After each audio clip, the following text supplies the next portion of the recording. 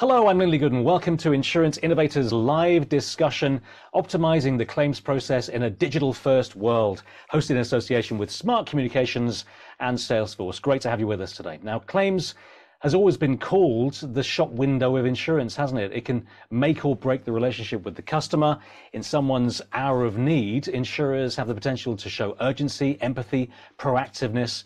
If they don't, people talk about it. And that's particularly true in a digital first world where the rise of AI, automation, new technologies, including sensors and drones, are beginning to bring customers more efficient, speedy, customer-centric service. So today we're here to explore ways to optimize the claims process and ultimately prepare for the claims department of the future. We'll be covering key issues, including the digital legacy of the last year, how insurers can overcome legacy to transform the claims journey, and how the roles and responsibilities of the claims department might change. Lots of important topics to get through, so let's meet the wonderful panel of experts who'll be helping us to do just that. First of all, Benku Thomas. Hello, Benku. Oh. Great to see you there. Benku has been the VP for Claims Architecture and Technology and Claims Chief Architect at Chubb since 2015. He leads a team of architects and engineers who set the strategy and design solutions for claims management, claims digitalization and automation, and claims analytics globally to support a multi-billion-dollar claims business unit. Wonderful to have you with us again, Benku. Good to see you there. And next up, we have Lance Andre. Hello, Lance. Hello, Lindley. Great to have you here. Lance is Executive Vice President and Chief Claims Officer at Germania Insurance. He's held a range of roles within personal lines claims for over 25 years, leading teams in property, auto, physical damage, and bodily injury. Now, Lance has spent the last 6 years working in the digital transformation field at Germania to drive productivity and consistency. Wonderful to have you there. Thirdly, we have John Kelch. Hello, John. Hello, everyone. Nice to see you again. John is Director of Claims at Allstate. He heads up strategy, design, and delivery of digital product and business transformation. He's a co-author of the Allstate Claims Integrated Digital Enterprise Strategy and currently leads their digital transformation initiative. His team is helping to drive fundamental business model innovations for 16,000 people employed by the business. Great to see you there, John. Next, we have Tom King. Hello, Tom. Morning. Great to see you. Tom is a director for Salesforce's Insurance Go-to-Market Group. He helps to set the direction of Salesforce's insurance market and development partnership efforts with over 25 years of experience in the insurance industry, both as an insurer and as a consultant. Wonderful to have you with us. And last but certainly not least is Ruth Fisk. Hello, Ruth. Hello, it's great to be here. Great to be here with you. Ruth brings more than 3 decades of experience in the insurance industry to her role as the VP of Insurance Marketing at Smart Communications. Now, previously, she worked for more than 14 years as a manager at a P&C carrier, followed by over 18 years within the global insurance industry, focusing on the application of technology and other services to their businesses. Great to have you all with us today. Now, you, wherever you are in the world, are the 6th person on our panel today, and you're bound to have your own burning questions or comments for us. So we will put those direct to our panel a little bit later on. Simply send them in throughout the webinar in the question section right here on our webpage. We'll get to as many as we can towards the end of our discussion. You are on our panel, so we want to hear from you. Okay, let's get underway. There's been a huge acceleration in insurers' digital transformation work over the last year or 2 years, with many claims departments implementing years of change in just a matter of months. So let's begin by setting the scene. John, maybe kick us off. Thinking about digital transformation within claims, how much progress has been made, first of all? Thanks for the question, Lily. Progress clearly has been made by all carriers, right, in this space. And some of it, unfortunately, because of the conditions of the pandemic, where it did force carriers to accelerate becoming remote as well as more digital. And so the areas you really saw were reporting a claim online, seeing the status of a claim, processing kind of straightforward transactions, and image-based damage estimating were largely the aspects of where we saw some material change. Yeah. I think really as you pivot and look forward, though, how it actually translates to a seamless consumer experience is where there's a lot more that needs to be done. And so going digital is actually different than just digitizing today's process. And that's where I believe there's a lot more work that truly needs to be done to differentiate what that looks like going forward. Yeah. Benku, what do you think about that? It's not just a case of taking that process, that manual process, and making it digital. There's a lot more to that, obviously. Yeah, I would agree with that. I think to second some of the things that John said, um, there are parts of the process that are getting digitized. Um, and some of that picked up big time because of COVID, remote inspections, and electronic payments, for example, really picked up because of COVID.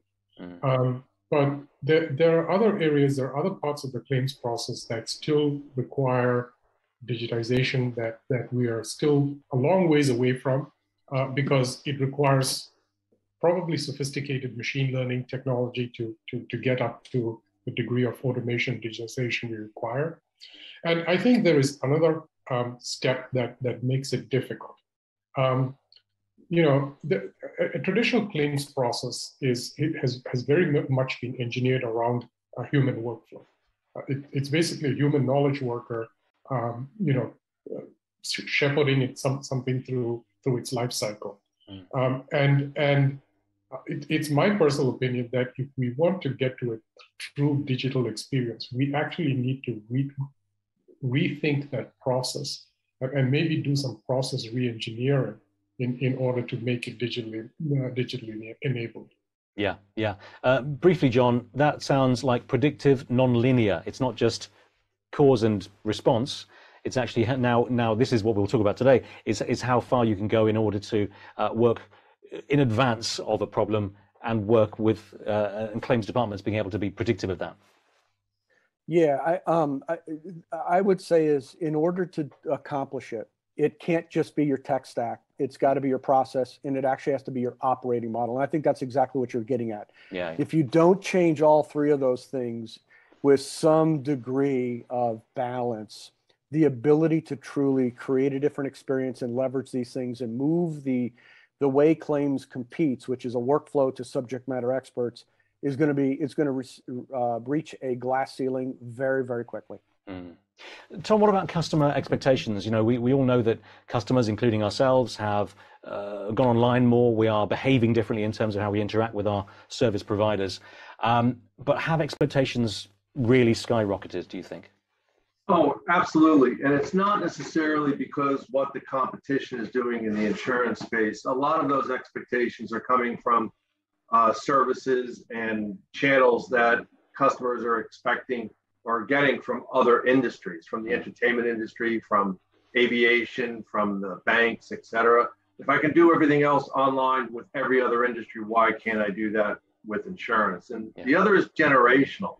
I was talking to my son who was trying to get something accomplished with a vendor that he was working with.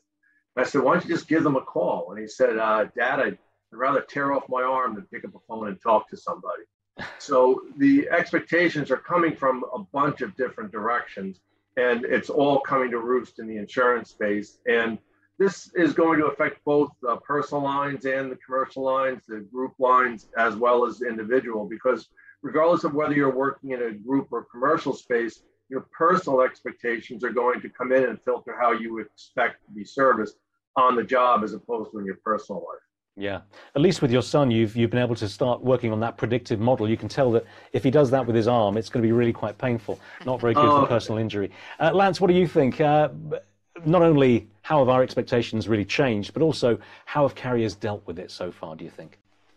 Yeah, Tom, I agree with some of Tom's comments about that. So as a carrier, thinking about some of the comments previously made, our industry still has a way to go. We are taking advantage of some processes.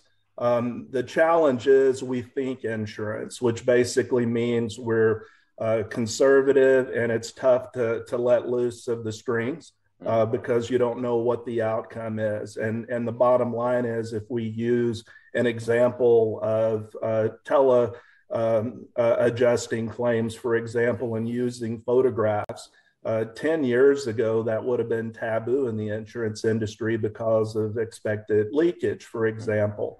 However, the perceived benefit of making it a better customer experience along with the potential decrease in the expense load, was the reasoning for going down that path. And what we saw as an industry is it wasn't the taboo that we once thought it was. And so when we think about digitizing the process, I think about some more complex transactions. That yes, there is the technology snafu, and whether or not you have the technology to be able to do some of these things, but thinking about it less in the terms of low impact, low touch, to bringing in more complex issues into this to fully take advantage of what the technology has to offer. Yeah, absolutely. Ruth, great to have you with us too today. Lovely to see you there. With this huge increase in the uptake in digital channels, in our interactions as customers with our carriers, if anyone has to be still convinced of this, what are the great features that digital is going to bring to insurers? Speed, convenience, for example. You know, how important is this if some carriers are still working their way through the early stages? Yeah, to you, Ruth. Are you there with us? Yeah. Digital channels play an increasingly important role in delivering a positive claims experience and needs to begin as early as the first notice of loss. Insurers that adopt a digital claims strategy can enable meaningful two-way conversations from the first notice of loss throughout the claims journey. It's not enough to just have a mobile application or just to have web presence or to send an electronic form. You need to meet the customers wherever they are and enable them to be able to interact with you across their preferred channels. Yeah. Getting this right bolsters the claims operations team's ability to scale the conversation, to add value to the customer experience, but also to help lower claims disputes and also reduce loss adjustment expenses. It is proven that insurance customers that have positive claims experience are more likely to renew their policies than unsatisfied customers. Even in price-driven markets, shifts are being seen on the emphasis of needing to improve the customer experience, interactions for both digital channels as well as seamless channel shifts to humans when appropriate. Yeah, it's across the whole piece, isn't it? Just one point, actually, Ruth, on that. At the point of claim, of course, you need a really convenient, hopefully simple way to interact with your carrier. So actually, at that point, it becomes very acute, doesn't it? That you can get in touch, that you can use any channel that you feel is right at the time. That's absolutely correct. A frictionless experience is really the expectation that's set today. Yeah, yeah.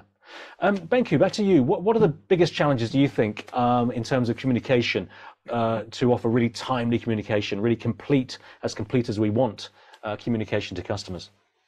Yeah, I think there are a few. So but I think one of them is how well do we know our customer and actually have data on them, right? So a lot of times we are policy-centric organizations, and so collecting that information about our insureds and what their preferred channel of communication, et cetera, that might sometimes be lacking. But the other aspects of it, I think one of it is something that Ruth referred to, which is being truly omni-channel. I'm not sure that it is just about a preferred channel, but it's about a channel depending on circumstance, and kind of knowing when to be able to handle the right channel and being able to seamlessly go from one channel to the other. I think is still stuff that is getting worked out. Yeah, yeah. And then the other part of it is the timeliness of the communication and what we communicate about.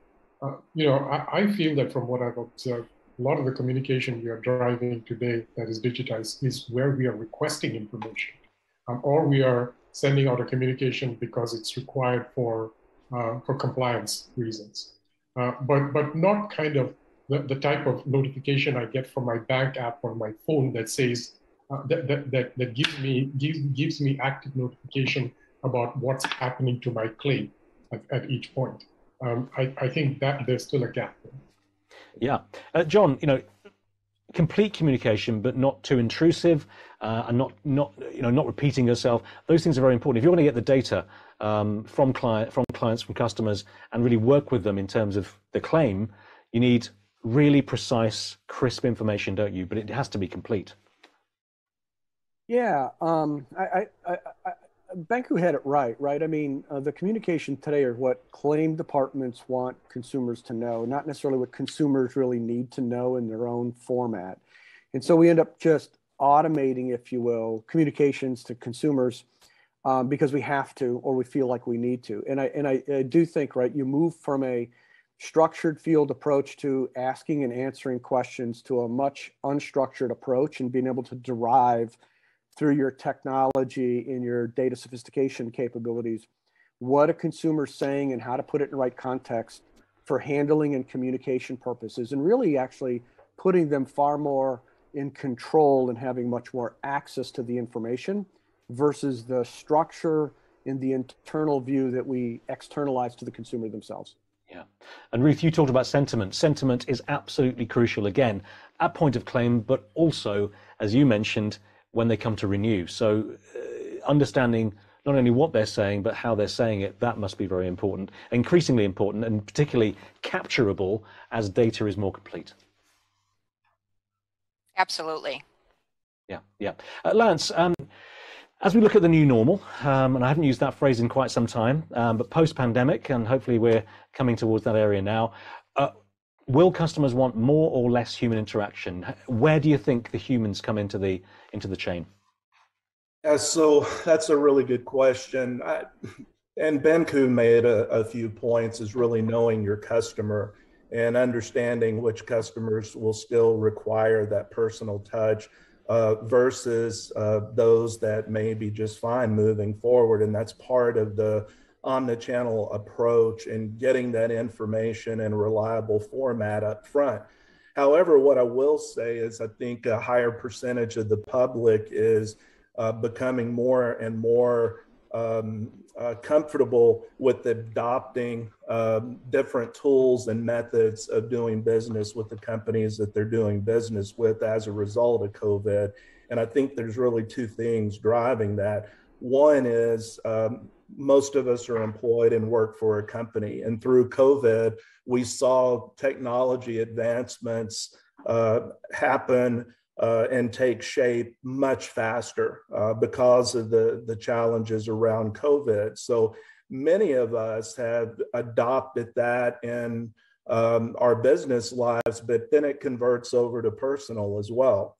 And so, as it was mentioned earlier, I think as an insurance industry, we need to be very mindful of the fact that the customer experience is changing, and customers are not only looking at an individual carrier that they're doing business with and comparing them to other carriers. Now they're comparing businesses to across industries that they do business with. And it's becoming the norm that a lot of these tools are offered. And as customers continue to adapt to them, if you're not offering the same tools and ability as the customer or as the companies they do business with, you're going to be at a competitive disadvantage. Of course, communication with customers isn't the only area that's seen a lot of progress, certainly attention paid.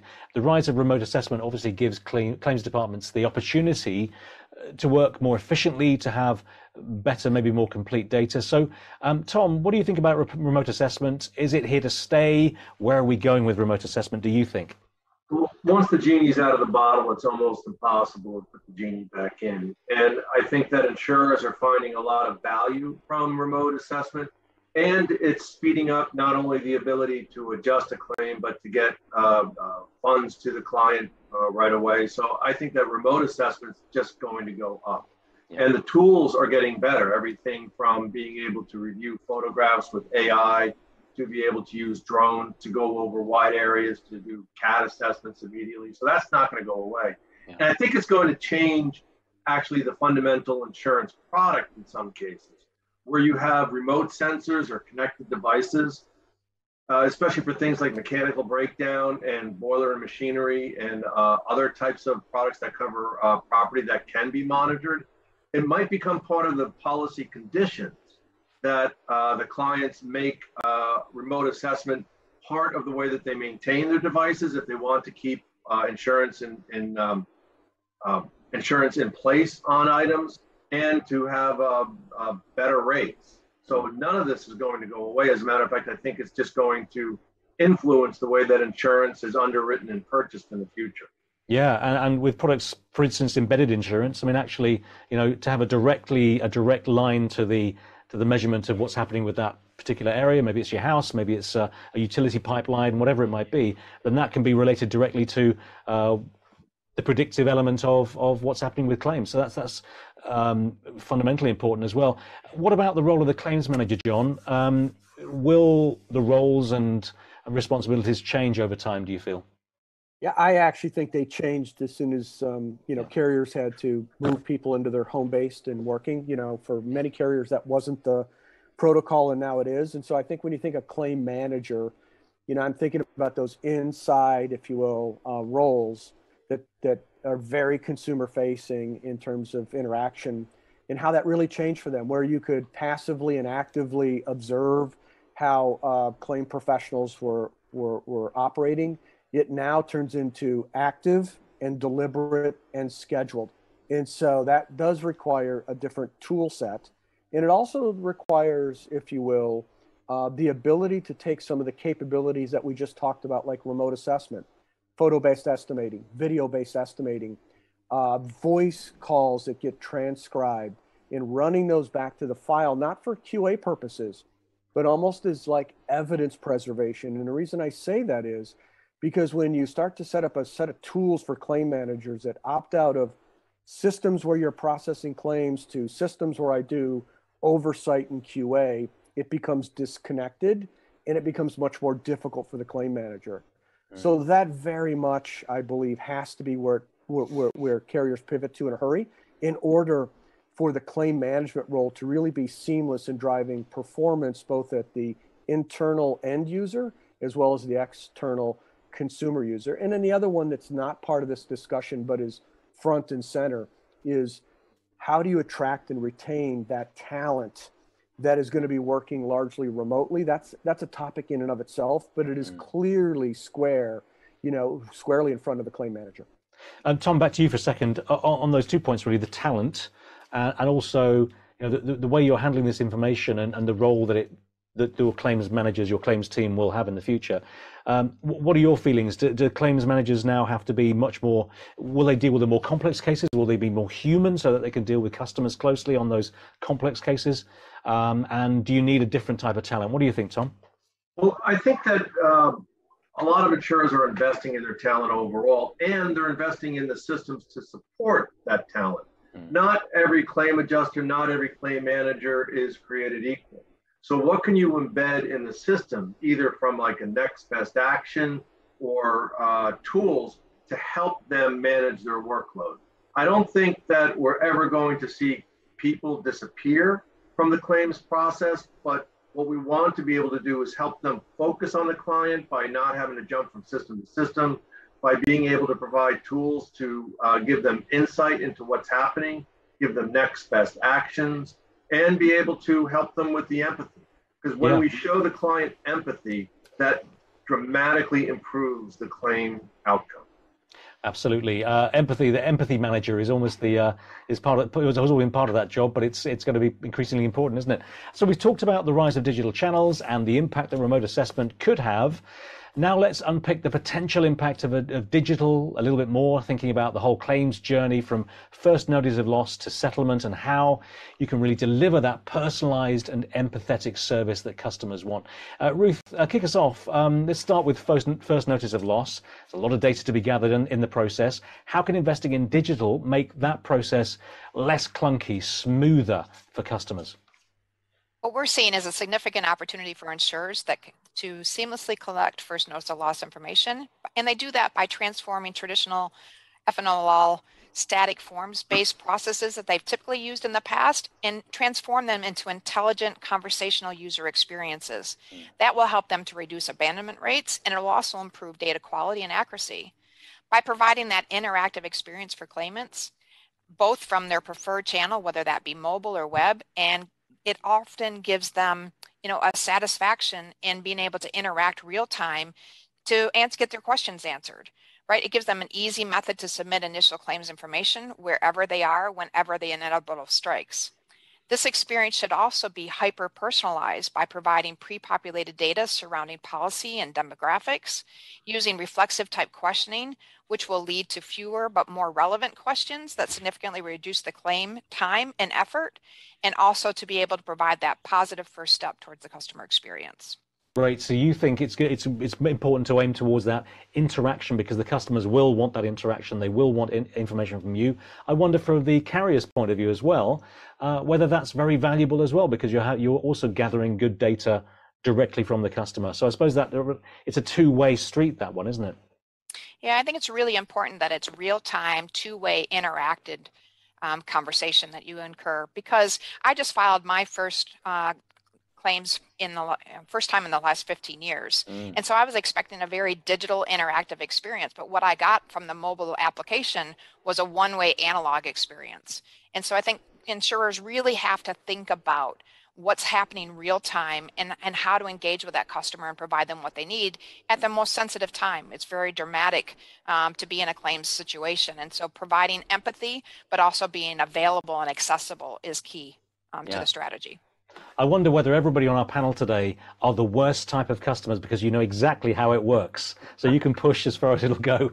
Benku, thinking about the rise of connected devices, do you think customers will even need to notify insurers in the future? I mean, how far will we go with the measurement and the predictive, do you think? I mean, it could go as far as you want it to, but I guess we're away from that yet. Absolutely. I think that's a very interesting question. Because yes, we could get to that at some point, but I think the question is, would we ever want to do that, right? So I feel that you still have to have the customers notify you of a claim because they may choose not to make a claim as well, right? So we have to start off there. I think the difference will be that with connected, and it's not just connected devices, there are other ways to collect data that are becoming available through the amounts of data that are getting collected everywhere. We will have lots of information about the claim already in place by the time they call us to notify about it. And I think that's going to be the shift that's going to occur. Yeah. John, what about the claims lifecycle? We've already talked a little bit about communication and how important that is throughout the relationship, whatever that might be in terms of claims, obviously, as well. But how can you really well use automation to communicate with customers quickly, to deal with that sort of that rapid flow of information? How can you do that well? Yeah, so I would say today's table stake is you've got to be able to serve up information about where's the status of their claim, whether that's, visualized through progress, any of the next steps, any of the transactions that we ask consumers to do. That clearly has to be in place on some level in order to get down this path very quickly, and the ability to automate some of those things. I don't know that are overly difficult. I think really the target, though, the difficulty becomes in how you serve that information up digitally, not just automating the generation of communication. I think Benku mentioned it. Tom may have mentioned it. Ruth, mentioned it. It really is in how it actually starts to show up, not just the fact that you automated something. And so really, when you think about the experience, telling us about a loss and providing us indicative information, pretty straightforward. The minute we start to get into sharing levels of information, the experience oftentimes goes analog in a hurry. Some of it is because the industry believes that an expert needs to be involved in it or our systems don't support it. So really the key here becomes the next level is that ability to digitally re-engage the consumer through your services that are really around unstructured ways of making it very conversational, and then to be able to convert that on the back end in very structured ways so that you can action off it in a way that's either communicating or outcomes that move the claim forward. Yeah, Lance, we'll go into virtual assistants very shortly, but I wouldn't mind asking Ruth if that's possible. I guess as long as as a customer you have a way to access a human being, that's very, very important. So to be able to do that is very important. But I guess, as John said, if it goes analog straight away, it's going to overload your team. So I wonder how you can start to guide customers to the best way to resolve their issue. Is there something that you have in your mind there?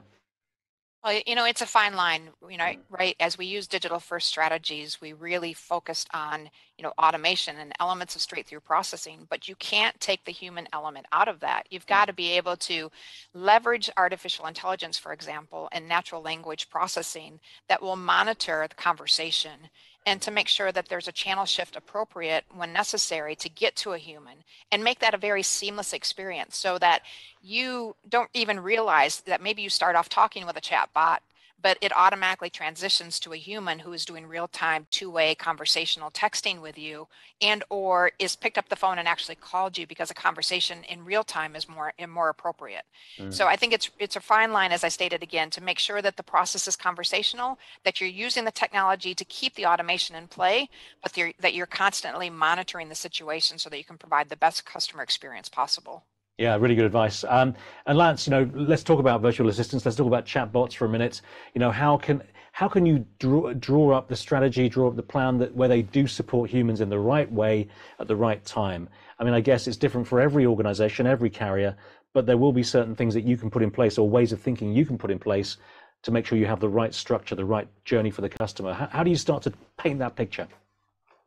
Yeah, I tend to look at it from an evolutional standpoint. So today, I think some insurers fall in the trap of offering a chatbot because they think it's the right thing to do. And as we discussed thus far, like with some of the other tools, they become very one-dimensional. I'm very pleased when I'm doing business with an organization and I can go to that virtual assistant and it be capable of doing more than provide me a link of frequently asked questions. So it's really looking to leverage that tool to move beyond those low impact, low skill situations and try to integrate it more into the business process. And then, of course, expand that across the organization. And then there's the future look. So I'll use an example. Recently, did some business with a very large global retail institution. And like many of you, I'm sure, I was helping my son with the school project. And we ordered a couple of items, and naturally, we didn't need one of the two. And so I went online to process the return, assuming I would have to go to somewhere to drop it off for the return and whatnot. I was able to complete that entire transaction through a virtual assistant. The AI that was built into the process recognized what the cost of that item was, which was less than $15. And the tool made the decision that it would be less costly to the organization to process the return by just allowing me to keep the item and refund the money as a credit anyway. Because when you look at the cost of shipping the item back and the cost to restock it, it easily would have exceeded $15. So I guess the point being is, as an insurance industry, we have to be less legacy based in our thinking and really look at it from a holistic approach as to what will give the customer the greatest benefit, but still be mindful of the bottom line. Yeah, and you're talking, I mean, it's end to end. So that was a really sensible decision by the retailer because they had a real handle on the cost, on from start to end what that would cost them. And it was an instant decision, which is amazing. Right. So I guess Tom, that raises questions. The value of automation is clear, but where should it end, and where should I'm assuming that every single carrier has to make their own decision on this. But is there a limit for straight through claims processing, do you think? I'll be honest, especially in the insurance space where there's often negotiation and there are different touch points. I don't see a lot of claims going to a straight through process except for something that is very commoditized, like glass, for example. I do see being able to support the full process with underlying automated processes so that the claims adjuster, whether they're in the office or whether they're in the field, have all the information managed for them and the transactions are ponied up so that when they are getting ready to talk to the adjuster or to the lawyer or to the client or to a third party, they have everything, including suggestions on what the optimum outcome would be. So I think that portions of the claim process can be fully enabled from an automation perspective, but people are going to play a significant role, at least through the rest of my career in the industry. Yeah, and Ruth, you've given us a really, really clear idea of how you can start to work in the human elements and how the technology can keep steering you in the right direction. But when it's really complex in a claim, with that in mind, with what Tom's just said, is that the point where a human comes in? Is it always the point the human comes in? Is there some way of deciding that so that the journey is really seamless? Well, I think my point earlier, though, is it's not just a complex claim where human interaction might be really important from a customer satisfaction standpoint. In my example, mine was a simple motor claim, but I wanted to know right then and there, did I have to get a police report? Could I leave the scene of the accident?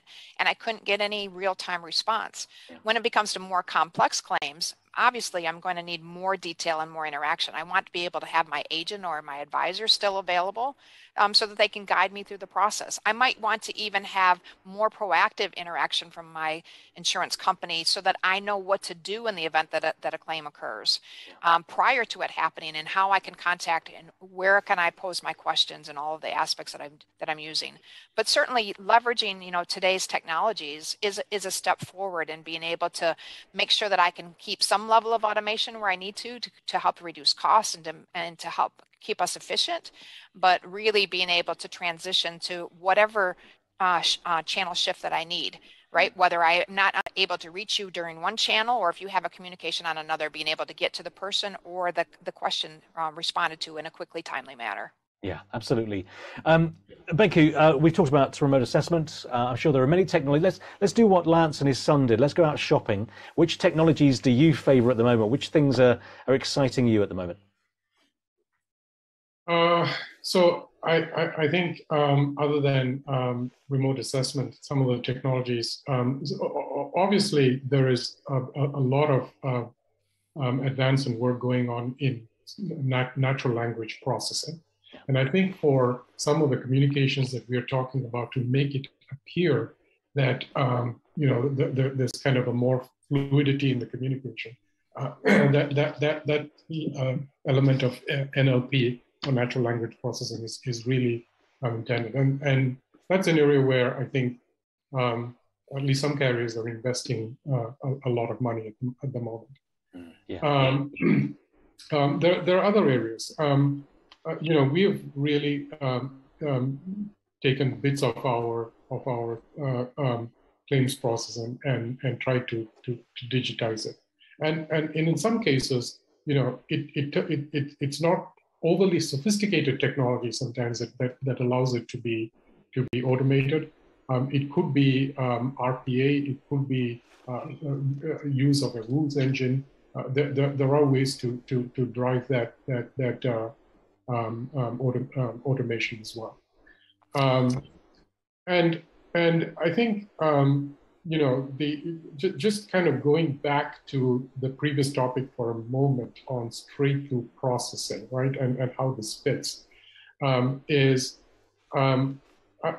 think there are lots of opportunities for straight-through processing if we can employ these technologies along the way. There are probably complex claims in which you have to do negotiations and so on, for which that will never be possible.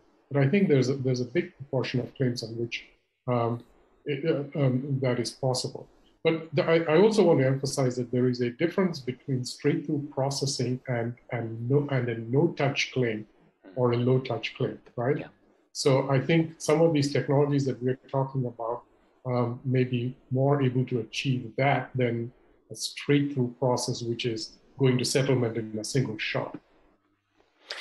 I think one of the trends that we're seeing, Benku, to your point, is that, to make the conversations fluid during that process, right, the need to be able to digitally orchestrate communications across the preferred channels, and the ability to also to enable that straight through processing to get to that knowledge worker once you need to, but also that ability to have collaboration tools available, right? So that I can interact during the negotiation, during the settlement, to be able to even have integrations back to things like e-signatures, right? That ability to have that true digital experience, but not just focused on the conversation, but focused on all the elements that we have to do to comply with the standard claims process as well. Won't you agree?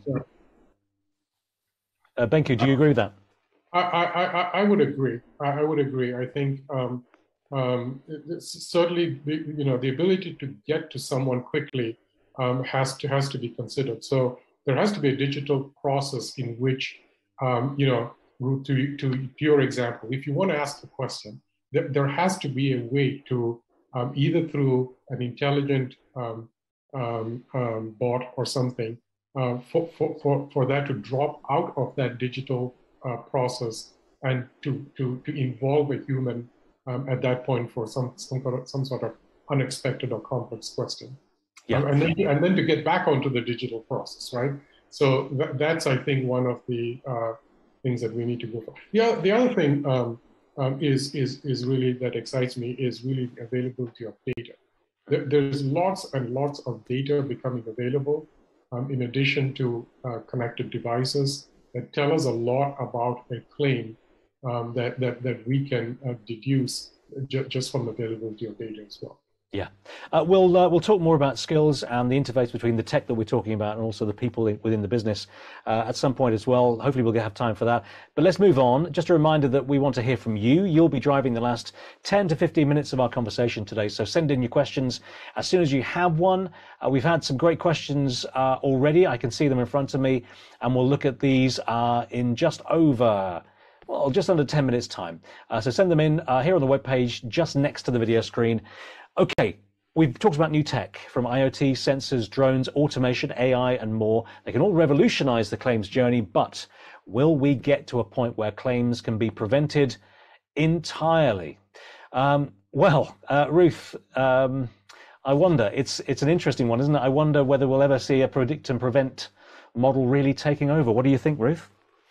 Well, I think that we're seeing a shift in the industry from insurers who are usually providing risk protection to really providing risk prevention. So I think that there's opportunities to proactively provide advice to help reduce frequency and severity of claims, right? Through communication channels, digital experiences, digital interactions, providing educational opportunities, before when we're heading into hurricane season, as an example. But I think that also insurance companies should also consider investment in quantum computing, right, to increase the availability of our predictive modeling. Certainly, we've adopted predictive modeling industry more and more over the last few years. But you think about if we could get advanced quantum computing, what could we do to improve, for example, the spaghetti model, right? We use those 500 models today to accurately predict hurricanes coming on board. What could we do to predict other events? And with climate change and everything that's happening in the world today, more wildfires, the shifts in the climate changing, drastic ice age activities that are occurring. I mean, there's oftentimes that we could use these types of predictive type of qualities to help us in the insurance world. Yeah, to this point, Ruth, and I want to continue talking about this. Is so fascinating, not only quantum computing, but also the global issues that could potentially, those complex systems that could be dealt with by things like quantum computing. Fascinating, but we have to keep on moving to other areas. And John, what about the claims teams, the skills of the future? I mentioned, interface between the new technologies and the people that work with you, the ideas they have, the way they interact with customers. What skills do you feel that we will need in the claims department of the future? Yeah, I think it actually goes back to carriers are going to have to confront that the claim process isn't as complicated as we've made it. Some of it's is the way we chose to process and how competitive advantage has been created over the years. And I think when you redraw the lines of complexity and how you go to solve those problems, and you can really leverage information both gathered and sitting outside of the ecosystem within insurance, it allows you then to really rethink what are the roles that you need. So I happen to be, of the belief that the reliance of subject matter experts at the scale that is required today to process a claim starts to get diminished very quickly as we go forward. And those skills that you're going to need are going to be far more advocacy around the consumer And those individuals being able to understand the data sets, the framing of how we think about things like coverage and liability and damages, and be able to trust those patterns and leverage that information in assessing and then also the outcomes. And so I actually think it really starts to look completely different as we go forward. And I think that's actually what's occurring in the marketplace right now. The workflow to getting work to adjusters has created a huge demand by the carriers to find talent. And the reality of it is that is going to change as the data gets better understood and you start to relax the way you think about the way you process. And it goes back to, if your operating model looks to be, here are my speed and ease claims, and here's my accuracy and expertise claims, and I think about designing processes around those things, my skill sets change dramatically. And that's really where, you start to see a different need. Tom, what do you think? It's a new paradigm where people, and it's not the first time we've had this conversation. This has been coming for years, where people understand the data and apply it to the business, to apply it to customers. That's where we're at. Do you agree with that, Tom? I completely agree. And I think it's going to bleed over into risk management, being able to help the insured prevent claims in general and provide those best practices that they can put in their day-to-day operations, regardless of whether it's personal, commercial, et cetera, to reduce the overall level of claims. So there, it gives the insurer the opportunity to provide value-added services, regardless of the line of business, that makes them a much more valuable partner. And then when it comes to managing the claim itself, then they'll have much better visibility as soon as the client calls in and can respond in a much more intimate manner. So I think that the sharing of data, the leverage of AI, the improvement of application of personal skills to different claim environments is going to have a dramatic impact on the way that the industry functions. Yeah, really interesting. Final question. We could carry on talking about this for a long time, but Lance, it's up to you. You are now the person who decides, do we need a claims department in the future? Or do we just need customer advocates across the business who happen sometimes to deal with claims? What do you feel the department will look like in the future? Well, it's hard to imagine that without a crystal ball. I think based upon what we know right now, I think there will always be a place for some level of direct human intervention. And if for no other reason, it's because a certain group of customers are definitely going to expect that. And as Ruth has made the comments, as well as some others throughout this call, is we can't lose that ability to drive the rapport. Now, you can look at changing a business model so that if you're looking to maximize technology and decrease your expense, and there are better segments in the market that are adaptable to that, maybe you change your marketing approach. But I think as long as most insurers are going to market across customer segments, there still will be the need for that human interaction, albeit I think it'll decrease over time. Yeah. Okay. It's been a great discussion so far. I've really enjoyed it, but we're not done yet because now it's time to hear from you. We have about 11, 12 minutes to answer your questions. Thanks for sending in your thoughts and comments on the webpage. We'll get to them in just a second's time. Before we do, please, if you could, just take a very brief moment to rate today's webinar so far. A question should be appearing on your feed right about now. Your response is completely confidential, but very useful to us, so we keep on honing, getting these things right. So please do let us know what you thought of it so far. Okay, now let's throw that floor open to you. We haven't seen these questions yet. Some are pre-written into us. Thank you for those, but some aren't. I'm going to go down the route of the most likes for each question gets the first airing. Let's give this a go. Okay.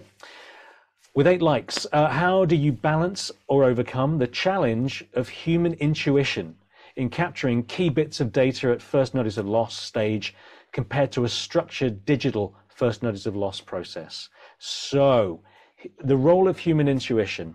Wow. Who wants to talk about intuition? I want to throw it to Ruth, but I feel that's probably an unfair thing to do. But let's get it from you. Look, can we codify? Can we code intuition, do you feel? I think that there is an opportunity to look at all of our experience across the first notice of loss and really have a pretty good idea of the well-known questions that are going to be asked. Yeah. And looking into that big data, oftentimes we already have information that's necessary. So let's only ask those things that are most pertinent, that are not known, or that we need to have validated. Yeah. And make the claimant part of that process, but make it able for them to understand and interpret what their questions are going to be ahead of time. I think that that's the key component. Can I ask maybe Lance as well, in terms of, you really want the data out of that conversation anyways, and you will hopefully be gathering the sentiment of that customer as they come to you.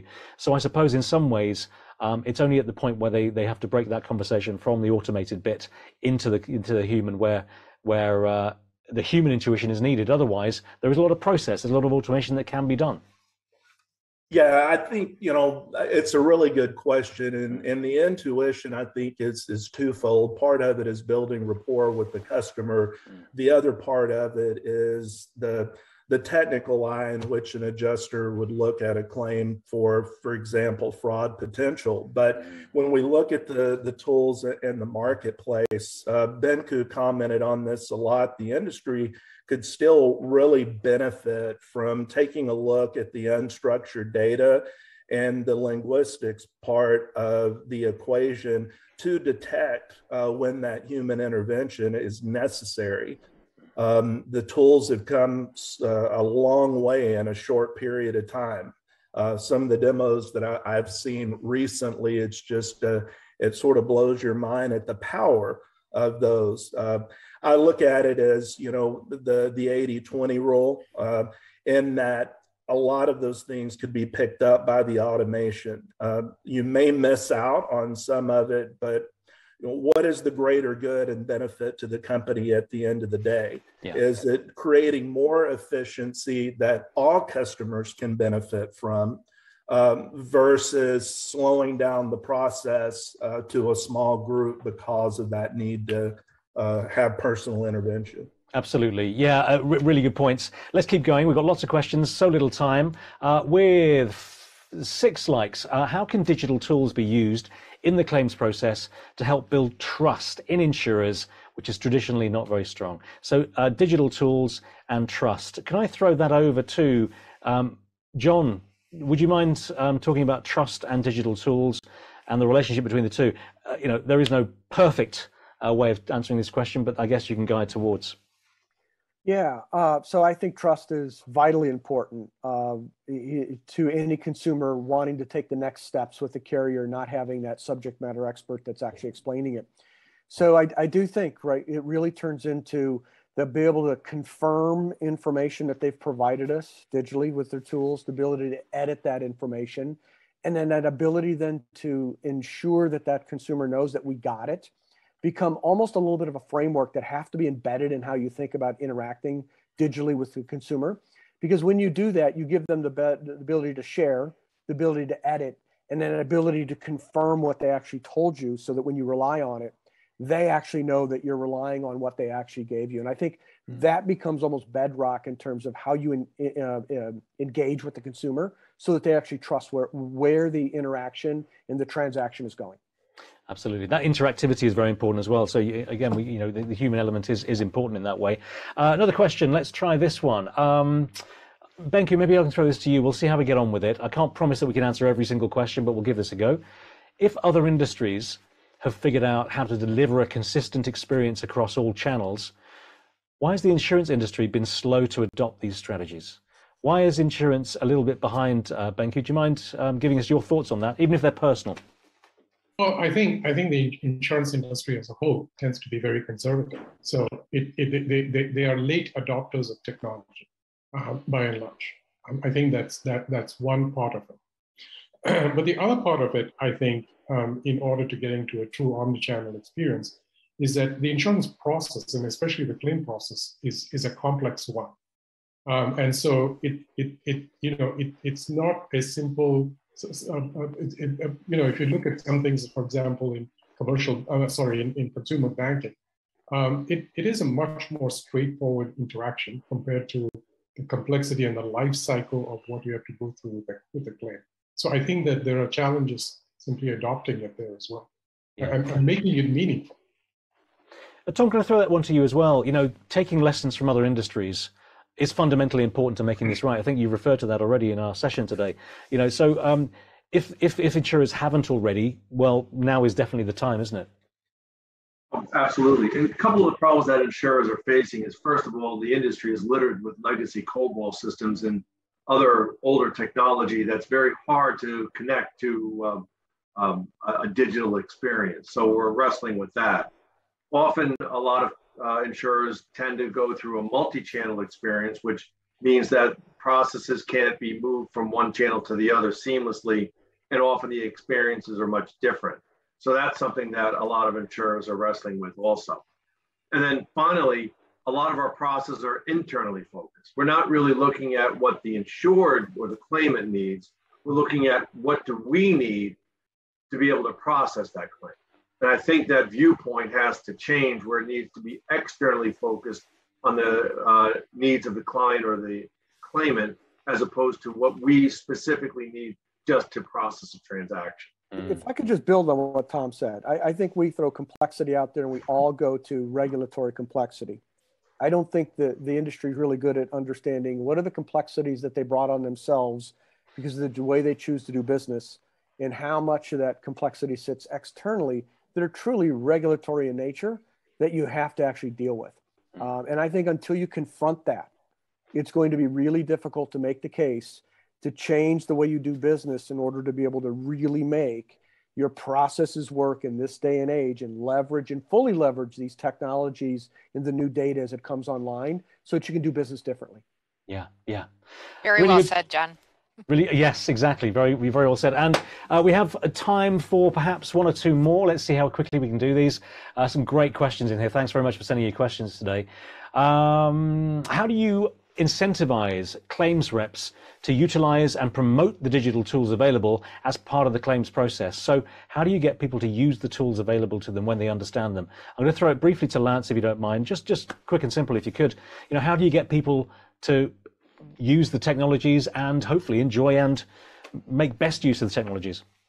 We began to talk about that a little bit earlier, and I'll throw the concept of dynamic workforce management out there. And simply put, it's getting the talent management group in your organization to really understand technology and the changes that are taking place. It's not that we would necessarily look to downsize staffing. I look at it more as an opportunity to repurpose staff. And so it becomes part of the culture to reskill and upskill the individuals. And it has to be an enterprise endeavor.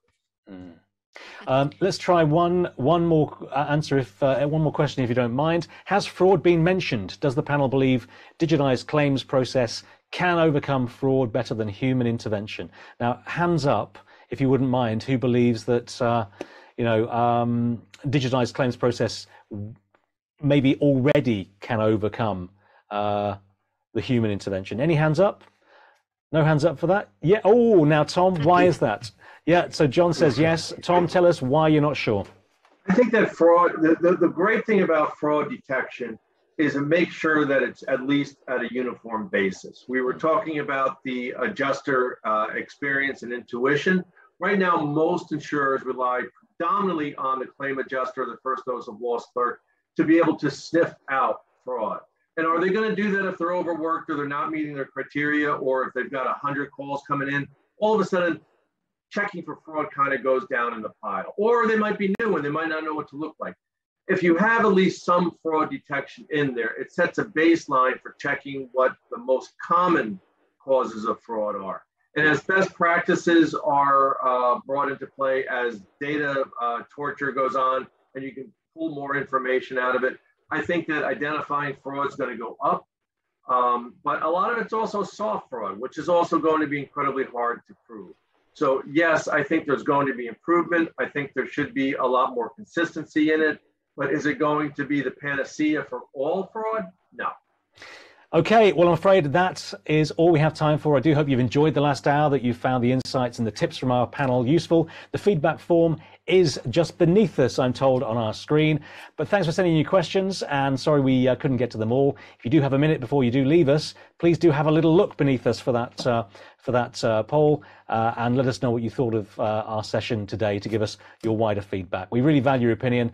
Please let us know what you thought of our session, and we can keep making these things relevant and useful to you. But that's all we have time for today. Thanks very much again for joining us. For now, stay safe and see you soon. All the best.